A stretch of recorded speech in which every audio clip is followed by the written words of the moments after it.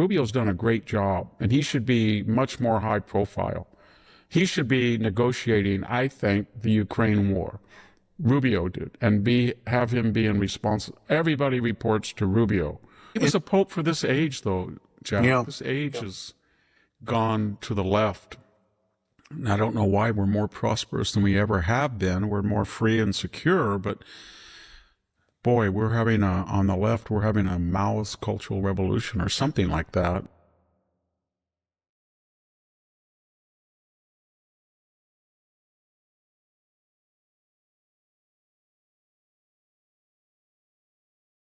Hello, ladies. Hello, gentlemen. This is the Victor Davis Hanson Show. I am Jack Fowler, the host. You're here to listen to and get wisdom from our namesake, Victor Davis Hanson, who is the Martin and Ely Anderson Senior Fellow at the Hoover Institution and the Wayne and Marcia, I should say, not Barsha. I don't know who she is. The Wayne and Marcia Buskey Distinguished Fellow in History at Hillsdale College. And Victor you can see him there if you're watching this on YouTube. He's chowing away, drinking away. Is that it? That's Pierre right. Poulev, Appleman. Yeah. Yeah, that's what I'm trying to emulate. Well, I hope, Actually, I'm on my 7th week of a sinus infection. I'm trying to take something like apples for my 2nd round of antibiotics. Because is that true? They have malate in it, right? They kind of stuff you up. Versus the other effect of antibiotics. I thought apples. Let's not talk about it. Let's just. Okay. Okay. You were supposed to pray to Saint Nazo. Oh boy. Well, we're going to talk about prayerful things today, Victor, because we're recording on the day after Easter, Monday, the 21st of April, and today Pope Francis died. He died this morning, and that has some obvious ramifications for Roman Catholicism and broader moral issues, global issues. The aforementioned Poulievre, the apple-eating possible Canadian Prime Minister. I don't think so. There's elections a week from today. By the way, this episode will be up on Tuesday, the 22nd. Scottish women get the British Supreme Court to declare that women are women. Women without appendages are women.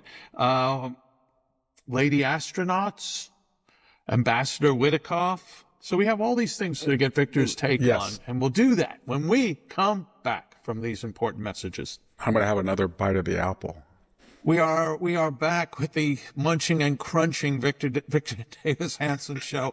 You got to do it. You got Victor, do it live. Take care of yourself live. I just took an antibiotic, and I want to make sure Yeah.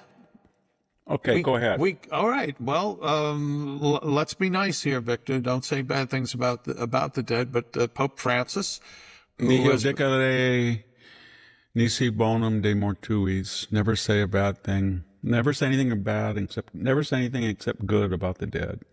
Well, recently dead. Correct. We can be a little honest here, maybe. Yes. He was our first Jesuit pope. I believe so. First Jesuit. He was from Argentina. He led the Jesuits in that country. When he came to, his predecessor, Benedict, resigned, first pope ever to resign from office and retire.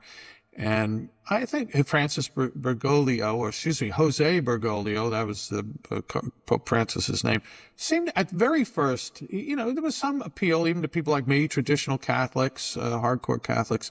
And then over the years, boy, oh boy, made it tough to, as a Catholic, you're supposed to pray for the Pope. We pray for the Pope, but he made things difficult, I think, particularly for American Catholics. He seemed to have an animus for America. I think he was a Peronist, if I could say that. Yeah, you can. Which would, I think, we could define Juan and Eva Peronism as sort of coerced socialist redistribution, holistically applying to the economic, political, cultural, social life of Argentina, and it more or less wrecked the country. Which in the 50s and 60s, early 50s, at least, it was on a trajectory to match the GDP of North America. And then Peronism destroyed it. But he was the first pope that I think really was a unabashed, unapologetic man of the left and thought that ideology would be that the left redistribution ideology reflected the Sermon on the Mount, blessed are the meek, for they shall inherit the earth, or things like John, it's easier for a camel to go through the eye of a needle than a rich man to go to heaven. I think that's the part of the New Testament that he focused on, but I could be wrong. As compared to, say, Pope Paul or Pope John, I said, the Polish Pope, he was somewhat political, but he was more open to even opposing views, fought communism. He was a pope for this age, though, Jack. Yeah. This age has gone to the left.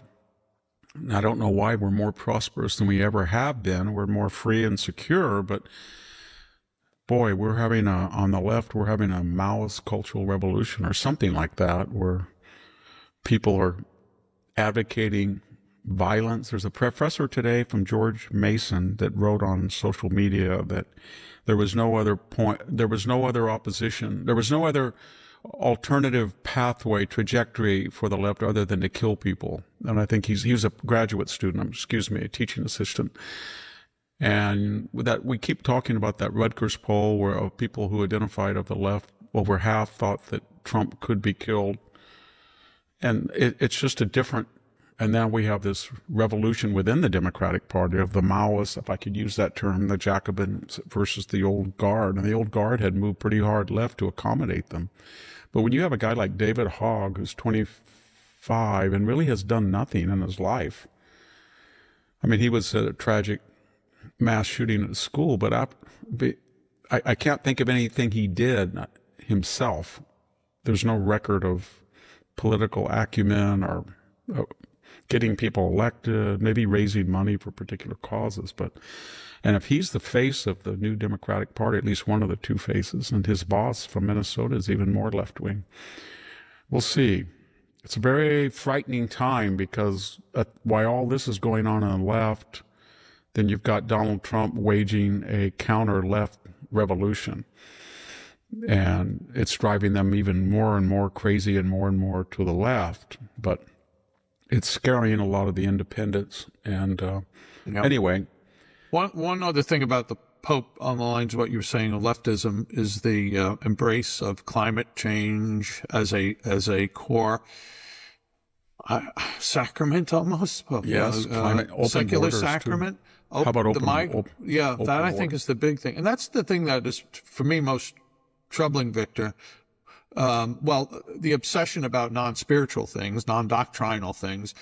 But what destroys and disrupts a civil society more than just massive? Let me take 10,000 people and plunk them in this little Italian village, or 10,000 in this little Irish town. And what does he not, or the church leaders not, think civil society is something that deserves to be protected? And Vatican City, I've been there a lot, and it has Renaissance era formidable fortifications right around it.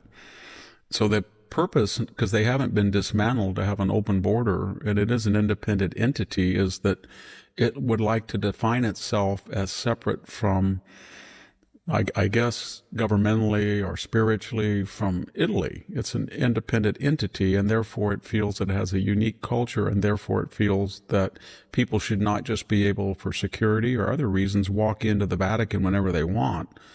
And they have barriers to prevent that, and they are pretty successful. But when you apply that logic to a larger country, he seemed to have problems with that.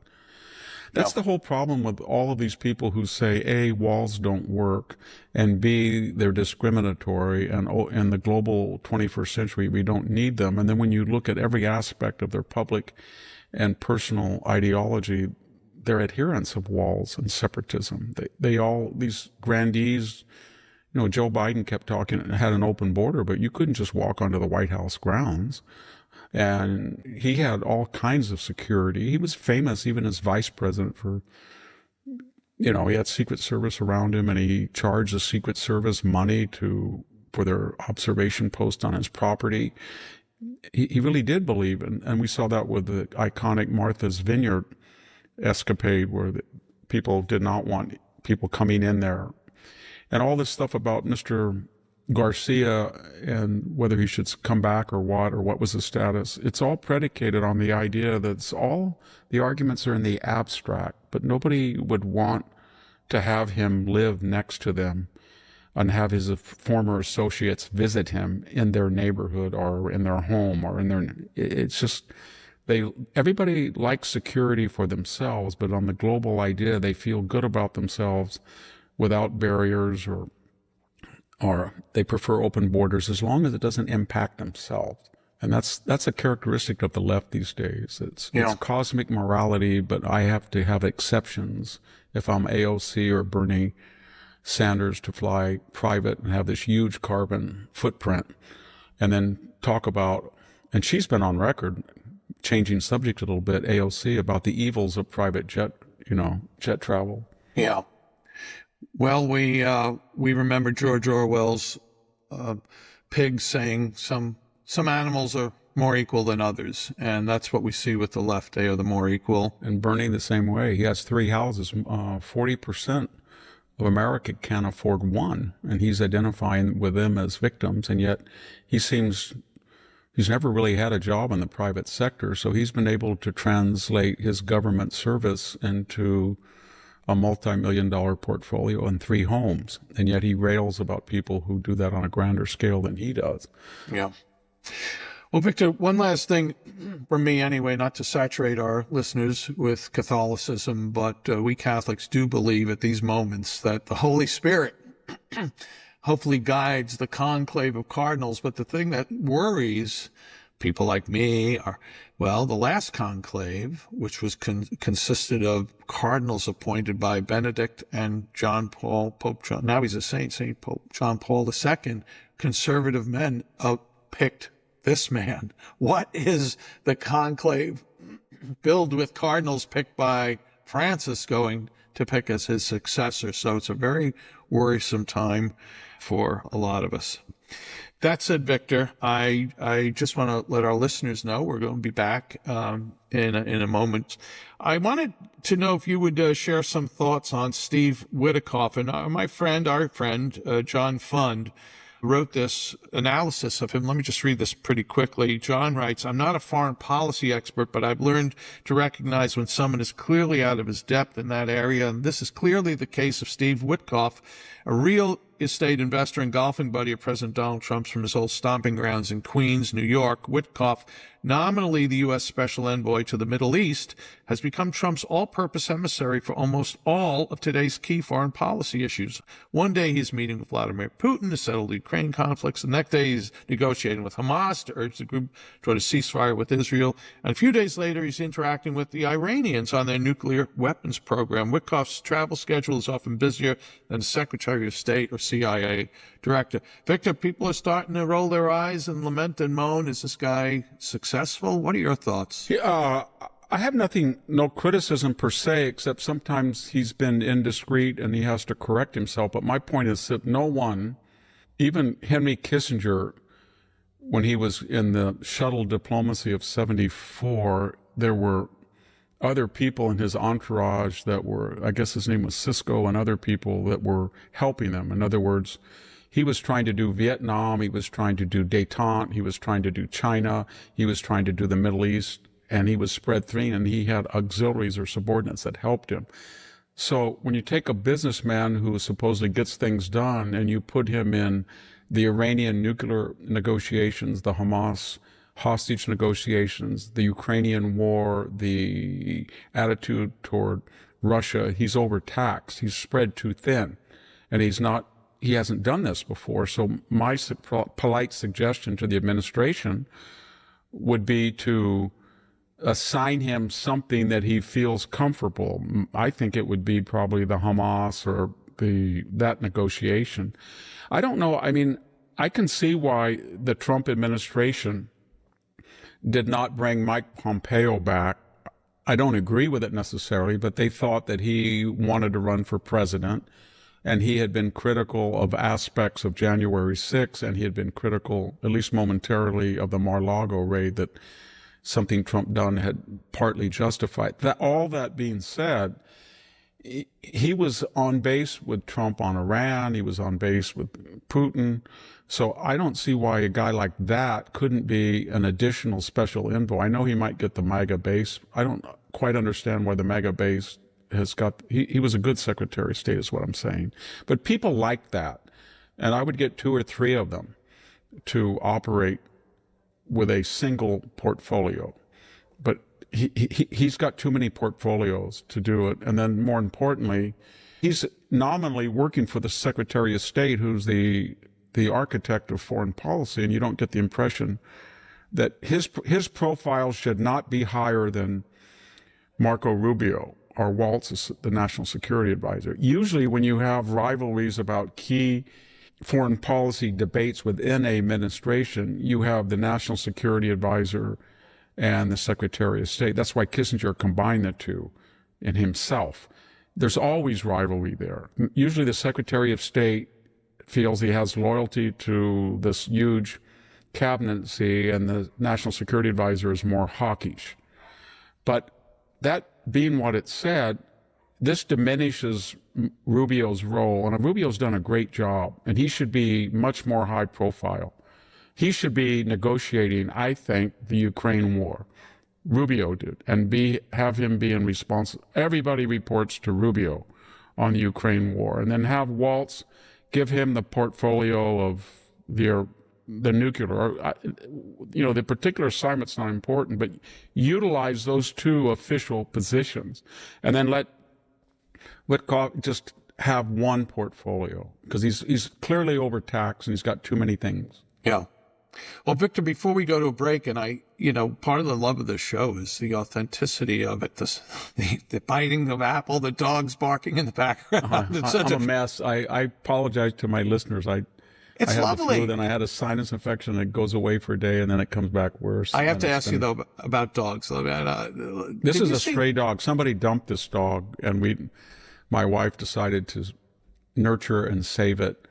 And it's a new little dog, and we had just 2 dumped the other day. That's an editorial, everybody, on what's happening when illegal immigration is in the news and people are not at ground zero. They have no idea of the minor, major, whatever you want to call them, fallout or collateral damage. But when I see dogs now every 3 or 4 weeks dumped at our house, people drive by and they say, wow, it doesn't, it looks like they might have some means because the driveway looks nice or something. They just pull in and dump them. And then, oh, wow, there's an orchard. It's near town. I'm just going to unload. And it made me sick this morning when I was walking where I grew up in this pond. There is a washer, a dishwasher, a dryer, a huge freezer, a refrigerator, 20 bags of trash, all the literature in the trash except the address, which should identify the dumper. It's all in Spanish. It's all over it's a beautiful, natural. And when I was farming it, I would pick up if somebody left an individual cup, it was immaculate. And I don't own it anymore. My brother sold it. So my point is that it drives me nuts. Yeah. And that's what the dog is. It's just, poor thing was dropped starving, as they all are. And then you feed them, and then if the local pound is actually so full that they tell you there's no room. There's no room to kill them quick enough. So then you don't know what to do. So, my wife said, well, I don't know if it's got any shots or not. I don't know if it's spayed. And then you go through all of that.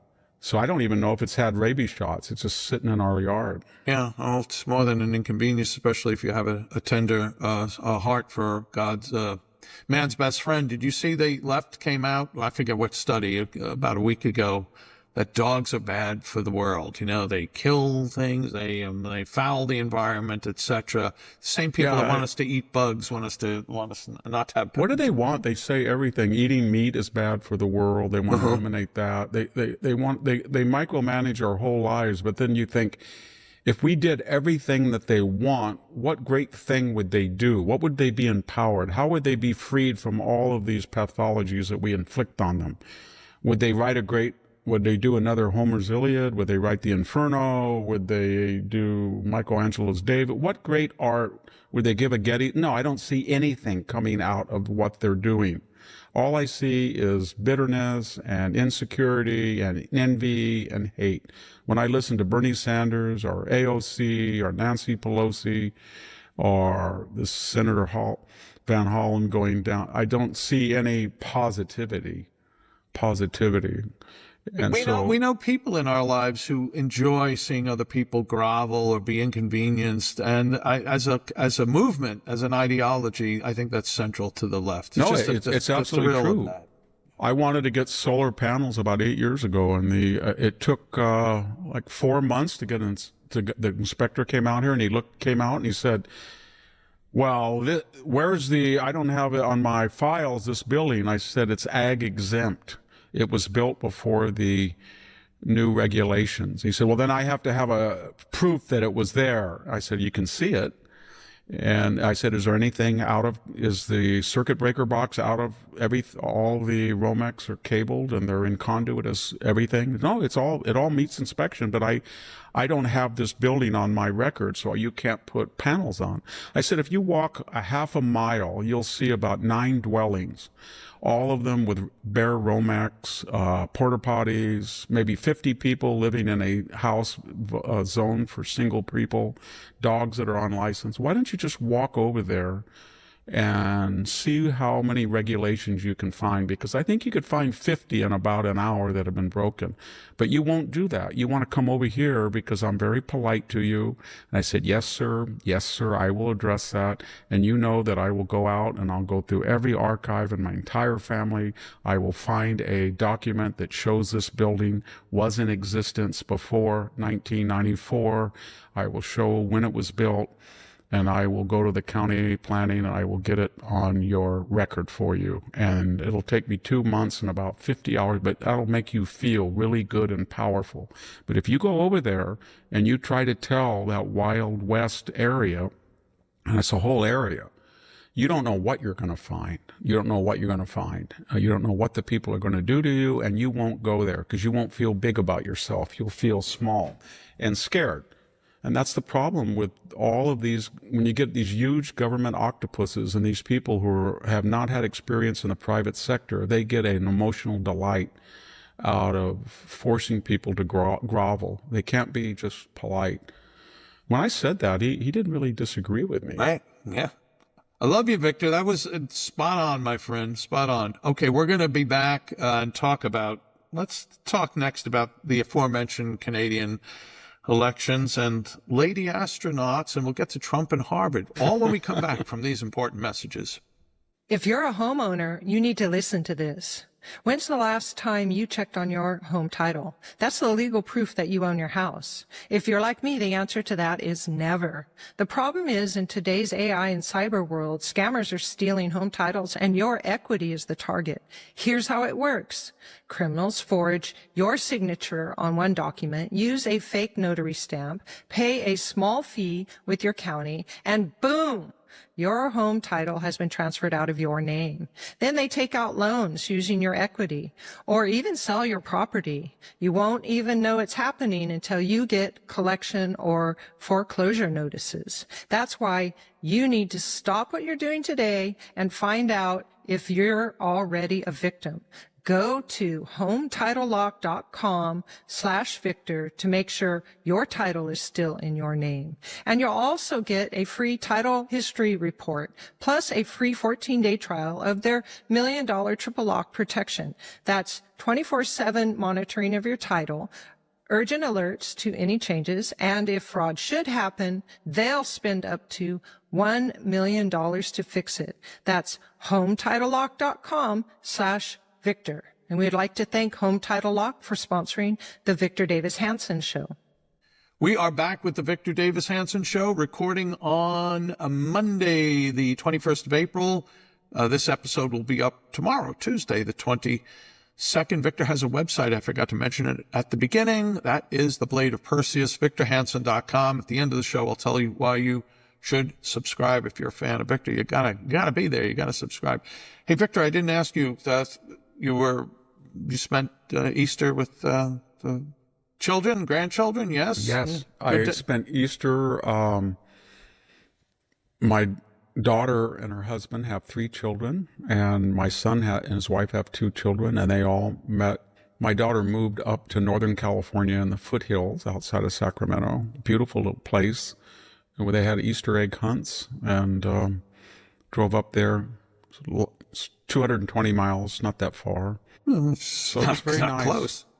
What do they call grandpa? What's your poppy, or what, you just go? Well, I don't see, I mean, it's not like the extended family that I grew up when I had my grandparents living here and my brothers living here, and it was kind of tribal. We were all, so they don't see me very much. So I'm referred to, my daughter and son refer to me as grandpa or something, but they call me Victor. Oh, wow. Which is good. Hey, Victor. Yeah. Très intéressant.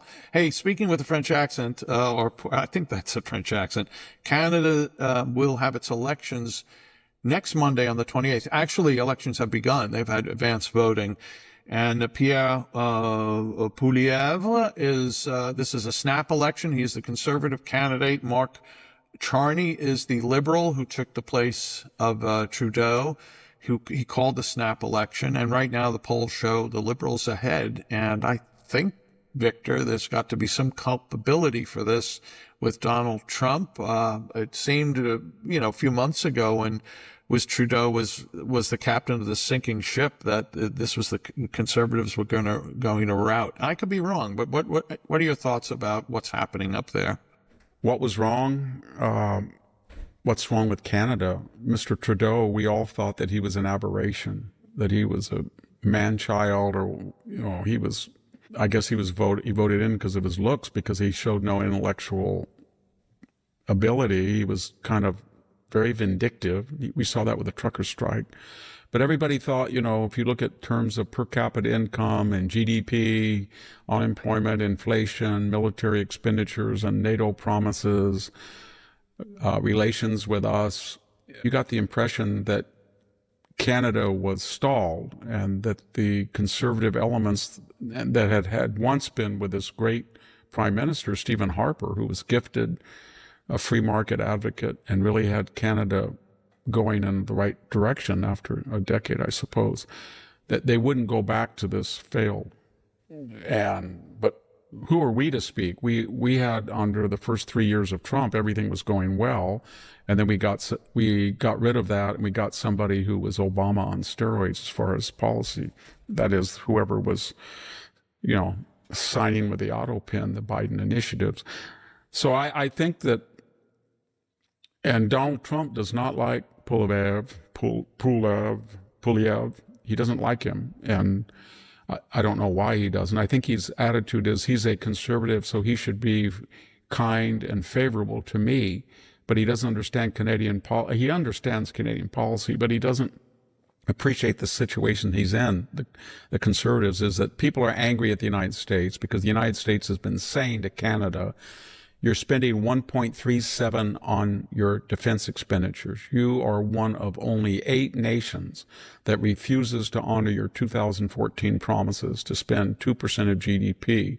And this is especially shameful for you because in World War II, you had the 3rd largest Navy in the world for a while. You had your own beach at Normandy. You were the Dieppe raid, you suffered, you were courageous, and now to see this, and our open border has always been secure, and it was not secured by Trudeau on your part. And you're running anywhere, depending on how you figure it, a $63 to $100 billion surplus. You've got asymmetrical tariffs. And so when Trump emphasized those, all of what I just said, but, in the Trump art of the deal, it's loser, 51 state, then it made it impossible for a conservative to object to what the liberals were saying about Trump, because then they would say that he was a Trump puppet. So then he was critical, or more critical, of Trump, and that meant that Trump was critical of him, and so he lost. It was a lose-lose situation for the conservatives. If they objected to what Trudeau has done, and Carney, is that his name, Carney? Yeah, Carney. If they objected to that, then they were on the side of the United States.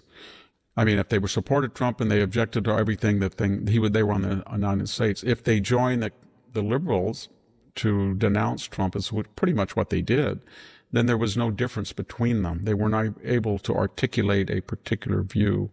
They were just lumped in. Well, if you feel like the liberal people do, and Carney doesn't like Trump, and you agree with him, then why change governments? So it was a very hard thing to do. And yet Trump couldn't come out and endorse the conservatives, because then that would be the kiss of death.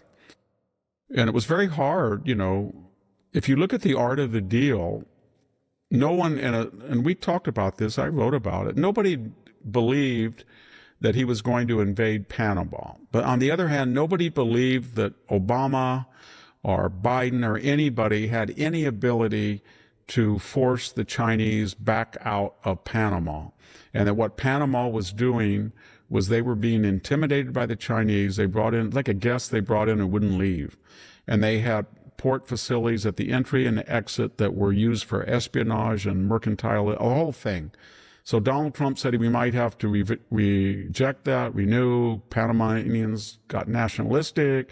Long story short, there's a 50-50 chance that this BlackRock deal will go through, and there will be an American company for the first time in years that will be controlling the entry and exit, and the Panamanians will be relying on our defense, and China will be, nobody would have been able to do that. But Trump did it by this rhetoric. Same thing with Greenland.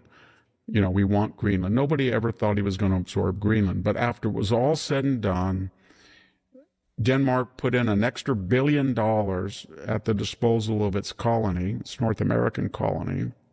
And we do have a base there. And the Greenland people got more autonomy, and it worked. And the same thing with, I don't know yet with Canada. But in the process of all this, it gets chaotic. But I don't think anybody in Canada ever believed that they were going to be the 51st state. What Trump was saying is, you people have disappointed us. You running surplus with your friends. You didn't patrol your border with your friends. You didn't arm as you were supposed to with your friends. You would just be better off as a 51st. And just as a footnote to that little rant, nobody wants Canada to be a 51st state. That would be like getting California and Oregon and Massachusetts on steroids as a state. Yeah. Well, Victor, we're going to get your thoughts on lady astronauts. I don't even know if they're astronauts, ladies who went up in a thing. Before that, I just want to get to something you said before. You mentioned the Bernie Sanders AOC, the Fighting Oligarchy tour. I do want to note that they spent hundreds of thousands of dollars on private jets doing that. Then Liz McDonald from Fox wrote about, who are these people? The Bernie Sanders crowd. They are the Coachella rich and elite, already making an average of $84,000. That's more than the U.S. median. And they're only 25 years old. This is who Bernie Sanders prefers to preach anti-capitalism and big government to. 60% of them financed. Well, this goes on and on. So that's kind of like who are participating at those things. And then one last thing I just have to throw in there. There was one of the Sanders rallies was interrupted by these two really kind of outrageous black ladies and young ladies, and it seemed to fall apart. I wasn't watching it on C-SPAN, but these things just seem like tailor-made for benefiting Republicans. I think you're going to see a lot of great midterm commercials on the Republican side. They're so rich. They should have a commercial with Senator Holland with the margaritas arrayed talking to the M13 person. They should have all of those, CNN clips of people saying they didn't like the United States and hate all of that. And I don't quite understand the discrepancy. I understand limousine liberals and all of that. We've always had that. But this radical movement that's taking over the Democratic Party is all the percentage of people who are at college, in college, graduated from college is just way out of proportion, over 50%. And the affluence meter is high. They're not representative. And that's true every time you watch the people who were being picked up for the vandalism of Tesla. Did you see that there was a mental health advisor, a woman that was a therapist, was scratching, destroying things?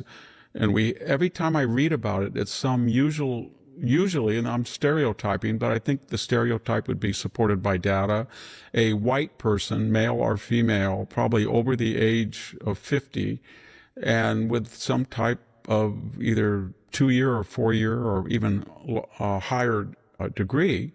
And that might apply also to the people who are leveling threats about shooting people, killing people. Kind of the Mangione, that's kind of what the profile is now of the left. And then that begs the question, why now? What is going on? It reminds me of the 70s, the late 60s and 70s, that when you look at the people in the Symbolize Liberation, Army and all of that stuff, they were mostly white. They were educated. They came from affluent families, and they were searching for meaning and violence. And it was kind of directed at what they thought was middle class, clueless, reactionary, deserving of violence America. And these people do not like, when Trump says they hate America, he should be more specific. They hate the middle class. They feel they have no culture, they have no taste, they don't have the romance of the poor, and they don't have their money and their sophistication. They can't stand them. They look at a Trump rally and they say, compare a Trump rally to Coachella. All those people have American flags. They all look the same. You look at Coachella, we've got nudity, we got LGBTQ, TQ, we've got hate America, we've got all this weird stuff. It's so much more exciting. There's music and da-da-da-da-da. And well, that thing you said before, Victor, about someone saying, what's the next step has to be killing. You go back 50 years, maybe I'm just riffing here, patina of flower power and groovy love-ins, all that kind of weirdness. Not to say there wasn't terrible violence, right? Bill Ayers and company were bombing everything left and right, Black Panthers were murdering people, so it was a terrible time. But at least it had that kind of, patina. It doesn't.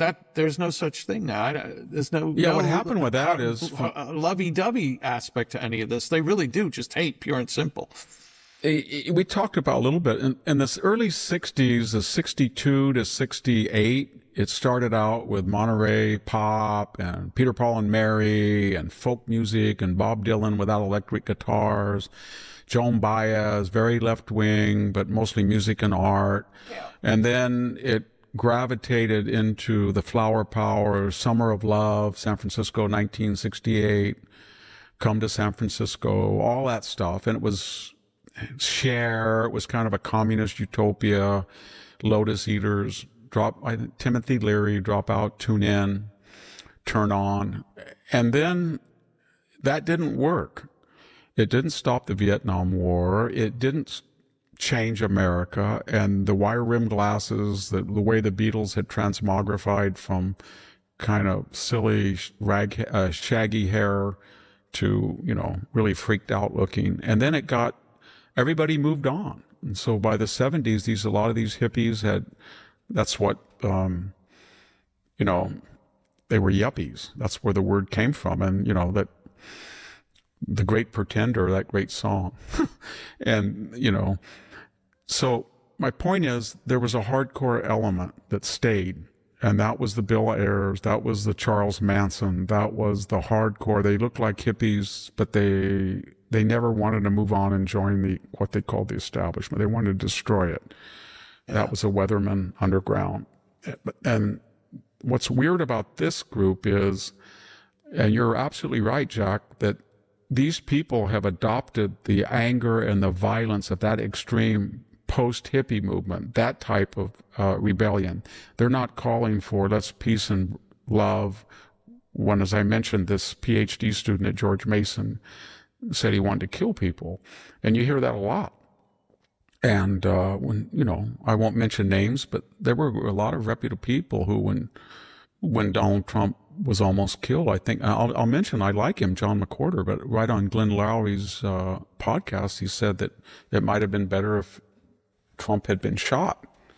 So my point is that this is a hardcore. This is not the French revolutionary people of 1789 and 90 that were trying to get rid of the Bourbons, create a constitutional monarchy and a parliament, and maybe emulate what Britain had done with the king versus the parliament, and gradually disseminate the focus and loci of power to executive, judicial, legislative branch. That was what the French Revolution was. I think the original 1789 people were for, but by 1792, you've got what we've got now. These are hardcore revolutionaries, and they're wealthy people, just like during the French Revolution, just like Bill Ayers. He was the son of a utility executive. They were all wealthy, and these people are very wealthy that are leading this group and funding it. I still think of these Coke commercials of, I want to teach the world to drink a Coke and love, and everyone holding hands on a hill, and none of that coverage anymore. Blue Origin, Victor, Blue Origin N31, and the people on it were Katy Perry, Lauren Sanchez, who is the soon-to-be bride of Jeff Bezos, Gayle King from CBS. I don't know the other ladies, Amanda Nguyen, Aisha Bowe, Carrie Ann Flynn. They're all astronauts. Some commentator wrote they're a bunch of Botox, duck-lipped millionaires, billionaires playing astronaut for 10 minutes. Victor, boy, oh boy, has this thing been commented on. I know. What are your thoughts? The Bezos rocket looked impressive, and the mission was flawless, and the capsule came down, didn't go in the ocean. It hit hard. It looked good, but the point is, what was the point? Because it just went up for 11 minutes and came down. Maybe it was just a trial. I mean, there is an element. I mean, if somebody said, Victor, would you like to get on a rocket and go off at 3,000 miles an hour or something and come back down to Earth? I'd say, I don't know. So there was an element of danger, but what was the point? And I think the point was that they were trying to say Bezos' empire was that Elon is not the only person doing this, but Elon is the only person doing this, because while this was going on, Elon had just rescued people in deep space, and Elon had just launched another whole series of rockets flawlessly that had put satellites all around the globe, and is offering high-speed internet, not just to the Ukrainian resistance to the invasion by Russia, but to everybody. And he's already planning a sophisticated mission to the moon, to Mars.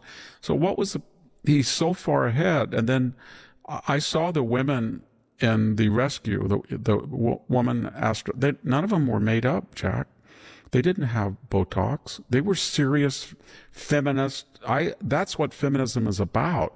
A woman going on a mission to outer space that everybody was worried might not work. They had been stranded there. They had been courageous, man and woman.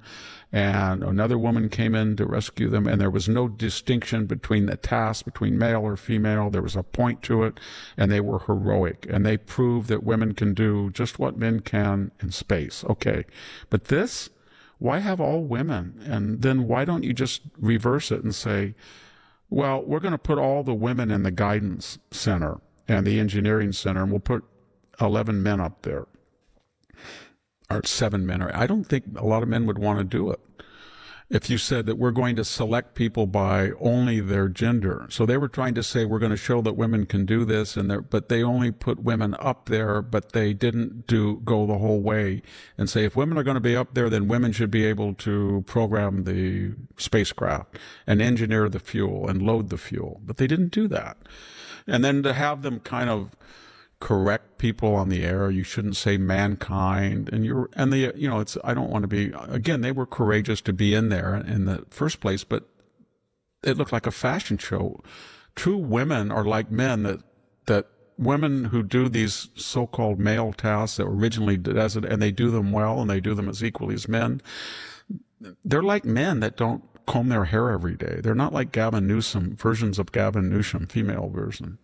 And you didn't see the female, the woman who was, I guess, almost 60, trapped up there for months. I didn't see her, with evidence of Botox or makeup or any of that stuff. And that's what was so sad about it. Gosh, I wonder how they're doing. But I'm going away for the weekend, and you don't come back for 9 months, and Yeah, who knows if you're ever going to come back. I think they could have been brought back much earlier. Yeah. And it was a political decision. Not to have a risky mission during the campaign. This is a terrible thing. It's a great movie, A Man in the Hole, that Kirk Douglas movie. You can get the guy out, but you're not going to get him out because you want the headlines. You play the politics, and these things are just terrible. Anyway, Victor, we have to talk about your views on Donald Trump and Harvard. Now, I know you talked about them with the great Sammy Wink, but you've written about this, and we have a new headline out today that Donald Trump is going after Harvard for yet another $1 billion. And we'll get your thoughts as we round the turn into the home stretch. And we will be back with your thoughts after these important final messages. Let's be honest, we're not getting any younger, and if you want to look and feel your best, you need to check out Pure Health Research. They have 45 premium health supplements designed to help with every health goal, whether it's boosting your energy, trimming belly fat, supporting healthy blood sugar, pumping your testosterone up, or even reducing swelling in your legs. Pure Health Research Supplement Store has you covered. Each formula is crafted with natural, non-GMO ingredients backed by clinical research and manufactured right here in the USA. And here's the best part. Pure Health Research is offering you an exclusive 35% discount. Just go to purehealthresearch.com and use the coupon code VICTOR at checkout. With their 365-day money-back guarantee, there's zero risk in trying something new. So why wait? Head over to purehealthresearch.com now. Explore their 45 amazing supplements and save 35% before this deal ends with the coupon code VICTOR. Don't miss this chance to feel your best. We're back with Victor Davis Hanson's show. I mentioned earlier, by the way, Victor's got a website, The Blade of Perseus. VictorHanson.com is the address. Please do go there. Why? Because you'll find archives of these podcasts. A lot of new listeners, a lot of new viewers. They wonder what has happened before. You'll find them here. Links to Victor's various books, his other appearances, the articles he writes, and he's going to talk about one in a minute. He writes weekly an essay for American Greatness, weekly syndicated column. And then twice a week, he writes an exclusive article for The Blade of Perseus, and then he gives an exclusive video for The Blade of Perseus. So that's, do subscribe, $65 a year. That's discounted from $6.50 a month. And hey, if your mom is a Victor fan, get her a subscription. Mother's Day is coming up. Father's Day is coming up soon. Yeah. I would say something. I've been bombarded lately at I don't know. I mean, I have an office where I have a person I've hired to go through everything, but I've been bombarded. I feel really bad by people. I guess they get my address off the internet and they send books. And then they send cash or something for the mailing. So, they want me to sign. I want to sign them, but for me to get like one every 2 days or 2 or 3 a day or something, and then I have to go into town and sign them and go stand in line at UPS or the post office to resend them. It's a lot so I'm behind is what I'm trying to say. Oh, yeah. Wow. I got nice notes from people. Thank you for the podcast. Would you please sign this book or this book? Enclosed is, a label. All you have to do is go to UPS or here's an Amazon gift card and you can use it. But the way it works here in the rural California, it takes a long time to go up, and I've been doing it now but I don't know. I think our podcast has got a little bit more attention than usual, but so it's not just one a month. It's like 3 or 4 or 5 a week sometime. Go to the post office, you meet people in masks and other strange things. Okay. Oh, I don't want to get into that, what I see at the post office. All right, Victor, here's a headline. Trump to yank another billion in funding from Harvard. And this is from today's New York Post, recording on April 21st, Monday. President Trump reportedly plans to pull an additional $1 billion in funding from Harvard University just a week after freezing $2.2 billion in multi-year federal grants over the Ivy League school's refusal to make changes to curb alleged anti-Semitism and overhaul admissions policies. The latest punishment comes after Harvard released a lengthy list of demands from the Trump administration that White House officials had thought would remain private, sources told the Wall Street Journal. Victor, what are your evolving thoughts on the Trump versus Harvard war? Well, Harvard, this is an art of the deal, everybody. So Harvard has not addressed anti-Semitism, and they said they were going to do it. And then they said they were not going to allow classes to be disrupted. They just had one, I guess, 2 weeks ago at Kennedy School of Government. They haven't addressed it. They said they were not going to disobey the Supreme Court, but they're finding ways they still use race in a variety of manifestations, and they're just not committed. So Trump wanted to get their attention, so he gave them a whole list of demands. And some people on the right, I think Heather McDonald said, you really shouldn't do this because you're micromanaging the university and you don't want to get into it. Well, I would just say that that's what has been happening from the left. They go into a university and they say, Title IX, you're going to restructure your entire... I was at Cal State Fresno when they just came in and said, this number of people, we're not going to give you federal fundings unless you have this number of women athletes. And by the way, if you can't do it in baseball, then you're going to have a huge equestrian program. And that's what you're going to do, whether you like it or not. And then they came in and said, then you're going to hit affirmative action guide, whether you like it or not. It's disparate impact and proportional. So they did it all the time. And so my point is, yes, the federal government shouldn't micromanage, but they can. And then in this wasn't Trump. This was a commission that he had appointed, that people who knew a lot about what was going on in the university. I think Harvard's making a mistake. It's up to $9 billion possible loss per annum, and they've already done 2. Now he's added another $1 billion cut. And I would just say to Harvard what I would say to where I work at Stanford and all these places. I don't think you want to get into a public fight with the federal government, because you, as I said in this column today, you're like a mossy rock on a hillside. You look really nice, granite, picturesque, there's an oak tree, but you turn that rock over and there's all sorts of creepy things underneath it. So if the public realizes what you're doing, they're not going to support it. And what do you mean by that, Victor?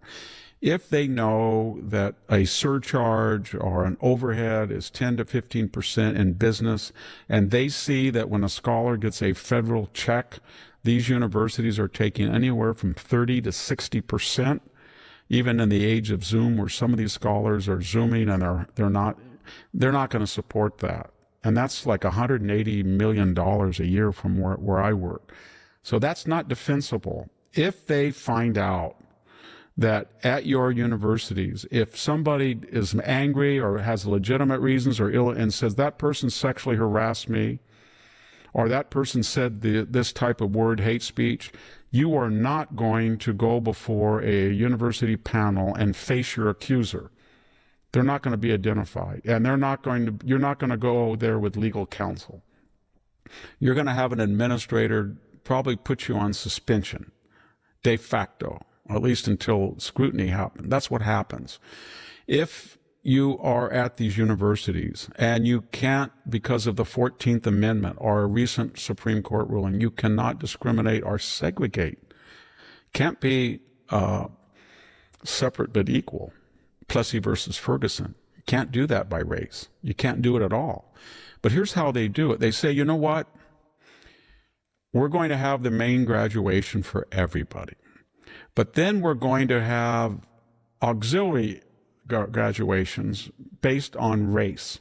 So we're going to have the Asian, we're going to have maybe the gender women, we're going to have the Hispanic and the black graduation. Now, they're open to anybody, but they're primarily focused on these racial groups. And you go to these things, and I was at Cal State Fresno. There are nobody there but that particular group, and by design.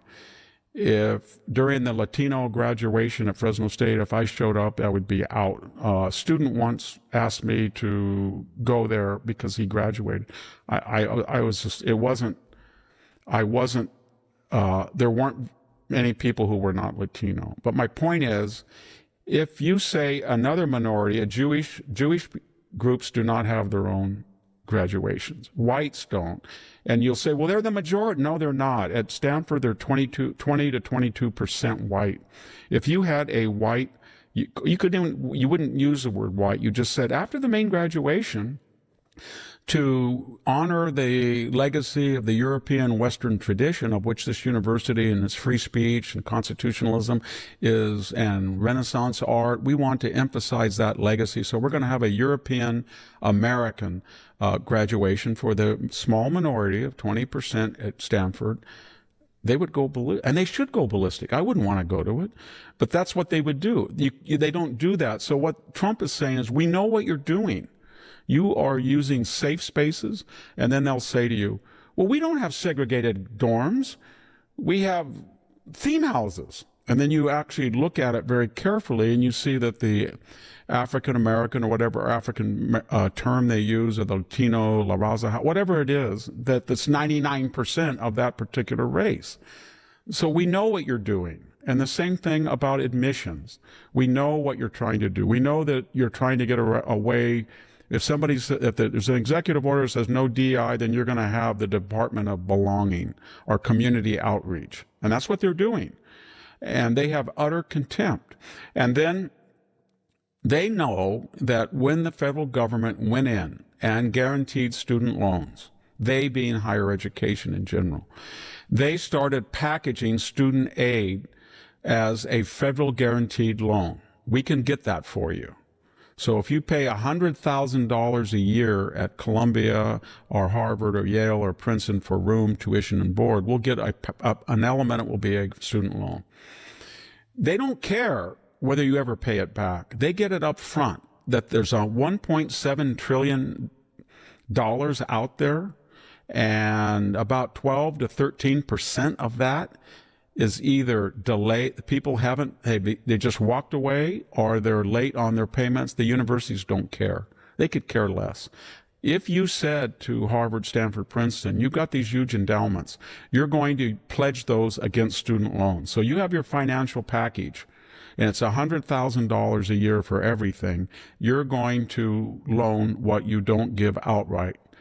I will swear that they will have a program to make sure you graduate in 4 years. They will monitor you. They will guide you on your major. They will tell how much your major makes, and they will get every cent out of you. But when you take the moral hazard and you transfer in the government, and the next thing people don't understand about this rock that's been turned over, in the last 30 years, there's been about $60 billion from foreign governments, and almost all of them, with the exception of a few EU nations and maybe a few South Korea or Japan, but compared to who's really giving, it's mostly Middle East autocracies, and in particular countries that send thousands of students. Qatar, China, United Arab, and all of these countries. And this year alone, just 2 countries, Communist China and Qatar, sent $500 million in just this last fiscal year. And what is that money for? That is to set up a professorship, a Middle East Studies program, courses in a Confucius Institute, and that is to what? In the case of Communist China, it is to make sure you got 300,000 students here, and you make sure that they go back and report what they saw, what they do, and that 2,000 or 3,000 are actively involved in transferring technology. So all you have to do is look at a Chinese submarine, aircraft carrier, jet craft, anything. It's based on U.S. or European or Western research. That's what they're here for. And the universities know that because they charge them 100% no discount, maybe 105% with overhead. And if the public knew that, how reliant they are on federal cash, and these universities that are bastions of anti-Americanism, you're too conservative, you're too reactionary, and then they take money from a country that has 1 million Uyghurs working in slave conditions, or the Qatar, where I think, 10% of the population is probably Arabic, and the rest are indentured servants, kind of slaves, labor imported from Indonesia, the Philippines, India. It's not a very liberal paradigm, and they don't care. And then if you look at surveys, and there's a lot of them, just go Google proportion of conservative faculty at higher education. It's about 2 to 10%. I think I just looked at a study. Bryn Mawr had 135 faculty, not one registered Republican.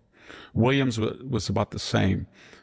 And so they don't make any pretense about diversity. And everybody's, well, Victor, they have an open search. They're required to. Yes, they do. And they also, until recently, had basically McCarthy-era loyalty oaths, called diversity statements. And that was really a tip-off. Can you please explain in your undergraduate, graduate, and scholarly career in your teaching, how have you made a personal commitment to diversity, equity, inclusion? And they have a way of weeding it out. I know that because I get a email about every 3 days, and it goes like this. Dear Professor Hanson, I got my PhD in political science history, fill in the blank, and I've been in trouble getting a job. Is there any way that you know anybody at Hoover that would could you blurb my book? That kind of stuff. They don't have a network that help, and they're systematically excluded. I could go on. But when you look at all the things they're doing, trying to get around DEI, segregated ceremonies, safe spaces, theme houses, and it's all the money they take from abroad. If you look at the last 30 years, higher education, with few exceptions, has doubled the rate of inflation on their tuition, room, and board. I know that Hillsdale is cheaper to live than Yale or Harvard or Stanford, but right now, as I speak, it's about $46,000 to go to Hillsdale and pay room, board, and tuition. It's about $95 to $100. It's not double. And why isn't it? Because Hillsdale doesn't take any federal money, and their students are not on federal funds. I'm not saying that they would do that anyway. They wouldn't, but they can't. And because they guarantee the student support, and they want those students to be happy, they want them to be educated, they want them to be competitive, they want them out in 4 years, and they want them to be productive and pay back any loans that they take. And so everything about the university is something that the public would object to. And if they get into a big fight with the federal government, I guarantee you, we're going to learn about the overhead they charge. We're going to learn about the politicalization and weaponization of the faculty. We're going to learn about the racial segregation in graduation spaces, dorms. We're going to learn about how they cheat on affirmative action and DEI. We're going to learn about all of that. We're going to look about all the federal money and where it goes. We're going to look at the courses and see, if you look at the economics department or anything, how many courses are on Hayek or Tom Sowell versus Marx, da-da-da-da-da.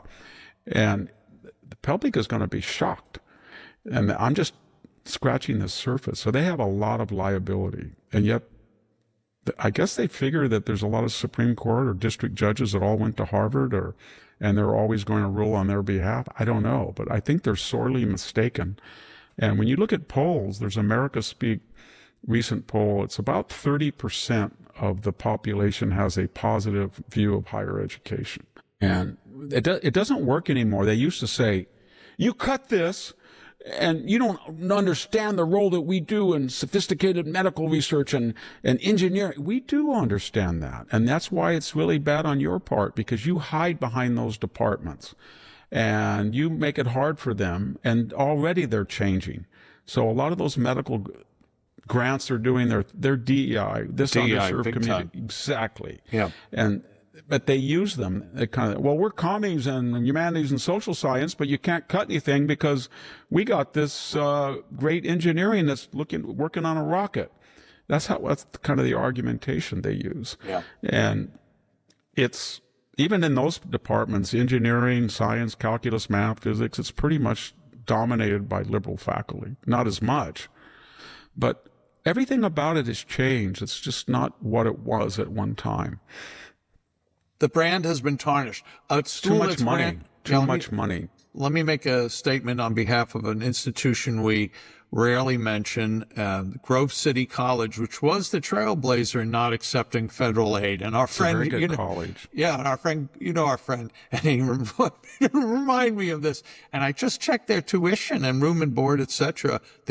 Grove City does not accept federal aid, and it's less than $40,000 a year, akin to Hillsdale. So, bravo, Grove City. And if you're looking for colleges that are traditional and offer solid education and don't cost you an arm and a leg and have a valuable brand to some degree, Grove City is a place to check out. By the way, Victor, I did want to mention, as you mentioned, that you talked about the alternate graduation ceremonies Chris Rufo put out related to Harvard.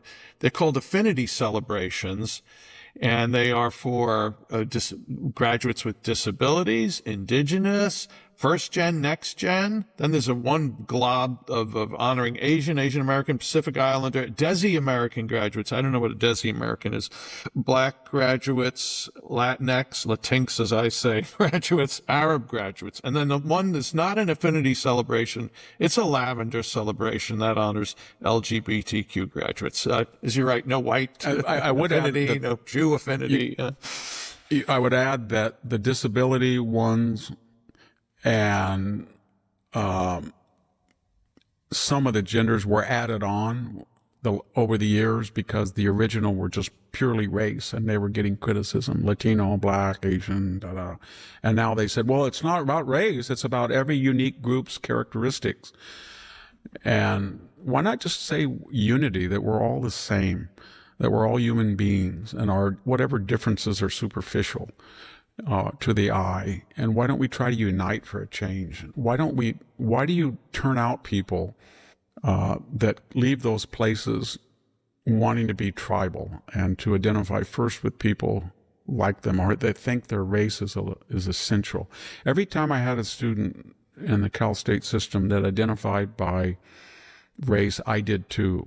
I think I mentioned that on a podcast. I had a young woman who said, every time I had her in class, she said, as a Latina, I can't relate to Herodotus. This is a course in Greek literature and translation. And I would say, as a Swedish American, I can't relate to that question. And then she would call the dean, and the dean would call me, what the hell are you doing, Victor? And I said, I'm trying to make a point that it's ridiculous to self-identify by your race. It's your ideas that matter. And I tutor hundreds of Latino kids, and none of them do that, just this one. So why, I think we're getting to the point where I'm worried about higher education because there's a lot of good things about it. And it's not, we've talked about the sins of commission, Jack, but we haven't talked about the sins of omission. All of this emphases that we've talked about, the effort to segregate dorms, the effort to go through and identify, what is that guy's race now? Let me look at his name. Do you think he's 40% Latino? You think he's 10% Black? Did they send a picture? I had a student say they sent 23andMe to show that he was what his racial purity was. So my point is that's a lot of work. And then when you have people, the fundamental thing is you say all during the 90s and the 80s that we are Harvard and we are very selective, Jack. We take the 98, we reject 97%, and our graduates have about an 780 SAT, and we have a very sophisticated freshman calculus. Okay, that was your standards, and that's why you separated yourself from Cal State Fresno or Cal State Baker. I get that. And now what are you doing? You're introducing remedial math at Harvard and remedial math at Stanford, because according to your admissions policy, your famous math classes that were required of most students, your students can't do it. And yet, what are you going to do? You're going to give them basically a high school remedial at these prestigious classes. And how's that going to work out for you when that student goes and sees an employer? Well, I can tell you how it's worked out. There's a lot of employers in Silicon Valley who look at these blue chip and they say, you know what? they don't know much at all. They don't know much about history. They don't know much about language. They don't know much about science or math. I'd rather have a guy or a girl from Georgia Tech or Clemson or something, not these people. And I don't mean these people, I mean all the people from Stanford are, and so they're not meritocratic, and I don't say they have to be, but they said they were. They said, they used to brag in the 70s and 80s how hard it was to get into our school. Just impossible, because we have curriculum classes that nobody can do unless you have that preparation and that aptitude. And that's why when we graduate, these are the leaders and shakers of the whole world. Well, that's not true anymore. And their courses are a joke, a lot of them. They're all political. They don't teach the inductive Socratic. They don't say to the freshmen, you are here to be inductive, not deductive. You are to look at examples, phenomena, and then you are to draw a thesis from it. You're not going to start with a thesis and then apply it to individual and make them fit. And then in addition to the inductive method, we're going to give you the tools of a basic education. You're going to know what a Doric column is. You're going to know what the Pythagorean. You're going to know who Lincoln was. You're going to know what the Battle of Gettysburg. We're going to give you all those facts so you're educated. They don't do that at all. Victor has 6 apples. Jack takes 3 apples. How does Sammy feel? That's what education is now. Hey, Victor, we've come to the near conclusion. We thank our listeners and viewers who leave comments. There's so many comments now to get through, especially on YouTube. But here are 2 I'm going to read quick. This is from a few days ago. This is from Thomas V 9258, who writes, I'm a senior economist at my company. Don't sell yourself short, VDH. You're more intelligent than most economists and absolutely way more intelligent than any commenter. Okay. And then we have another one from Michael L. Wilson, 7971, who writes, the other day, when you told the story of your namesake and about the ring you wear, I was deeply moved and even more proud to be an American. Your dad was right. You had a lot to live up to. I think the original Victor would be very proud of you. Thank you for all That's very you nice. do. I hope so. Yeah. I hope so. That was a wonderful, I We hate to never call it know a until story. it's over, though, do we? Well, for dear. Everything shall be revealed when it's over. Yeah, that's my fear, when I get to see my life on a movie, before I get put really in the damn scared elevator. Every time I look at my mother's copy of The Inferno and I see those Gustave Doré illustrations Yeah. of the 8th ring or the 7th ring, those pitchforks and horn. Yeah, make room for Fowler. Hey, Victor, speaking of Fowler, I'm wearing my hoodie here, Amphil, which has a congratulations. Well, thank you. It came as a Christmas gift from the company. We have the Center for Civil Society at Amphil, a related nonprofit. It publishes the Civil Thoughts. That's the free weekly email newsletter I write every week.